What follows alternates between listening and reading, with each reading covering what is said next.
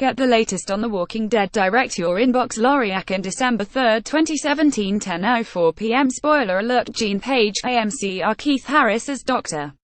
Carson, Josh McDermott as Dr.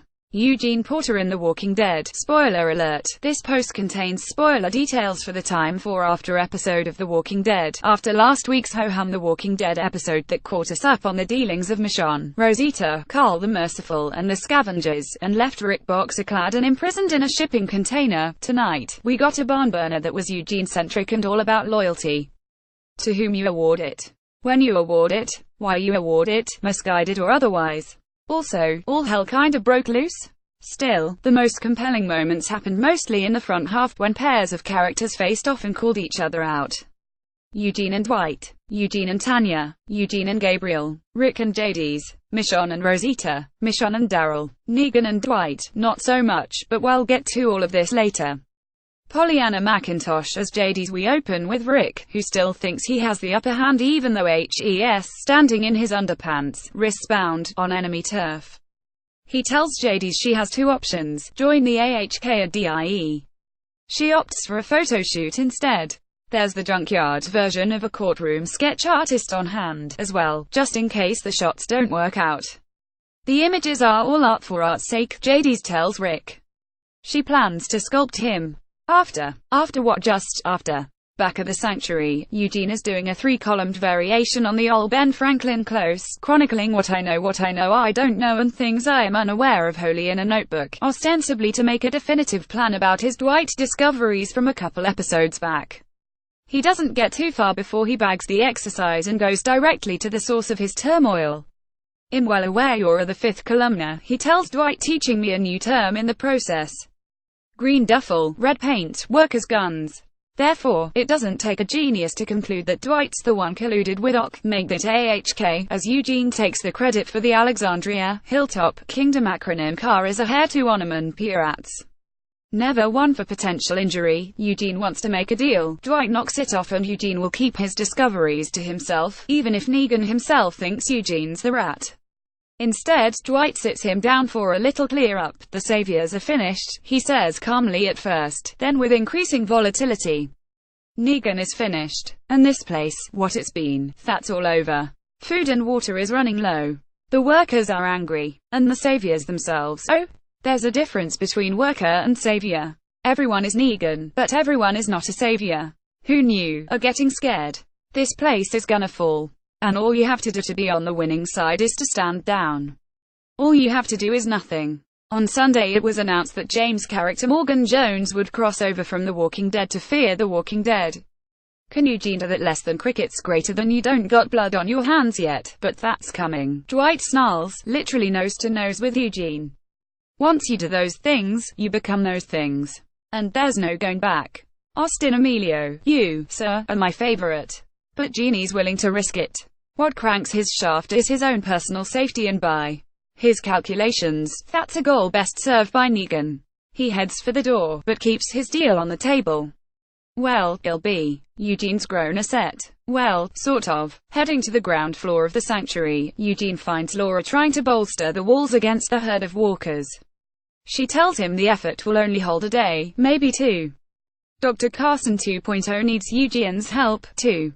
Gabriel is bedridden in his office, slowly expiring from infection. Eugene opines that that's Garbe's own fault for participating in the attack on the compound as much as he wishes it wasn't so. He also wishes for Ruzzles, and if wishes were horses and all that. Even though he's not really on board with Eugene's assessment, the good doctor leaves him to safeguard the priest while he goes in search of a holistic cure. No meds left in the joint, but someone must have some slippery elm and ginger lying around. Am I right? Gabriel comes to and tells Eugene he looks horrible. Eugene returns the favor. Gabe, he says, looks like a potato in ***T casserole. I'm totally stealing that. Someone, quick, tell me I look tired. Gabe just lets the insult slide. Is Eugene helping him get Dr. Carson back to Maggie or not? That would be a no, with a bonus, former friend lie reminder. I am a small person who does not stick his neck out for anyone other than himself, Genie drones. And as for all Garbe's doing the right thing crap, well, right for some has been damn right horrific for others, and knowing that has kept me vertical when so many have gone horizontal. So there, Garber's not done trying. With filtered sunbeams making him look downright saintly, or maybe lighting his pathway to heaven, Gabe tells Eugene that what he really needs is more faith and less knowledge. Faith as God is absurd, says Eugene. Allow me to paraphrase Garber's argument. Oh yeah, Mr. Science, what you would have found absurd before the zombie-apocalypse is that the dead could stand up and shuffle, but here they are. Then Gabe grips Eugene's hand with what's left of his strength and says he hopes that, when the time comes, Genie will recognize the right path and take it. Gabe falls back. Eugene looks at the red dot on his thumb still gracing his hand. Wash your hands, Eugene. It's paint, not a friggin' tattoo. Yeesh, the actor wishes Negan had made a different choice in this particular scene. But Eugene's very busy day isn't over yet. Back in his room, he gets the visit from Mrs. Negan whatever, Tanya, who is still done up like one of the ladies in the Robert Palmer Addicted to Love video. SHE's here for her boombox, with the agreed-upon bottle of wine in hand as his payment. Eugene wants to know why SHE's so focused on the boombox when they're mere moments from being zombie snacks. Tanya isn't impressed. She tells him SHE's been trapped in here by a real live human long before the herd ever showed up. Eugene can have his wine when she gets her tunes. Eugene begs. He needs the giggle juice to sleep and the sleep to save the day. What he gets is a lecture. Tanya and the other wives try to bring an end to Negan's reign. All Eugene had to do was make the poison. He could have been the key to making the sanctuary a sanctuary for all. He could have been a hero. And all the wine in the world won't fix that judgment call. But have the wine, anyway. Hope it pairs nicely with We're All Gonna Die, asshole. Speaking of which, Negan would like to see him. Meanwhile, in Rick's absence, Rosita, Michonne, Daryl, Tara are discussing whether or not to take the next step in the plan and storm the sanctuary, even though Rick and the scavenger army that was supposed to be with him have yet to materialize. Morgan shows up, volunteers himself and the other snipers, and votes they go now and get it over with. Of all people, it's Rosita who gets cold feet. That gunshot must have impacted more than her shoulder, or maybe I missed something, because suddenly Mrs. Defiant is all about Rick and the plan.